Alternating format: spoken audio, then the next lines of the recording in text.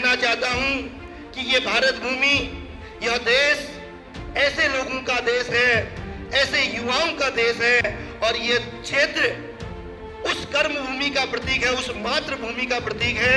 जिन्होंने देश के लिए सर्वोच्च बलिदान दिया है। यहाँ से पढ़ने वाले बच्चों का भी इतिहास है, इस विद्यालय का भी अपने आप इतिहास है। इस विद्यालय से पढ़ने वाली बहनें शिक्षा जगत में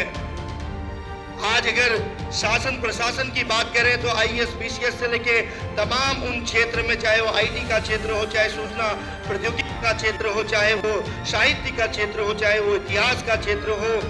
हर क्षेत्र में इस क्षेत्र के भैया बहनों ने अपना मुकाम हासिल किया है। तो ऐसे क्षेत्र के भैया बहनों के बीच में, ऐसे क्षेत्र की छात्राओं के बीच में मुझे आने का सौभाग्य मिला है। तो मैं चाहता हूं कि हमारे पहाड़ के बच्चे जो पर्वतीय अंचलों में पढ़ते हैं, उनके लिए इतना कहना चाहूंगा कि कौन कहता है कि जमीन में बैठा हुआ बच्चा, कौन कहता है कि मिट्टी कंकड़ पत्थर में बैठने वाला बच्चा आसमान में नहीं उड़ सकता,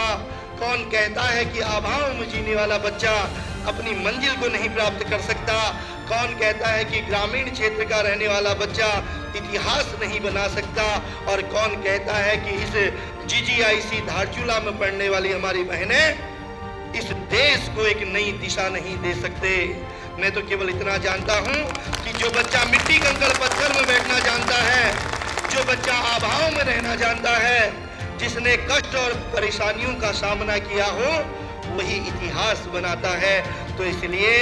आप आगे बढ़ के, आप आगे जब पढ़ाई करके जाएंगे, निश्चित रूप से आप अपने माँ बाप के लिए, अपने समाज के लिए, इस देश के लिए एक सकारात्मक आवेग के रूप में बहने का काम करेंगे।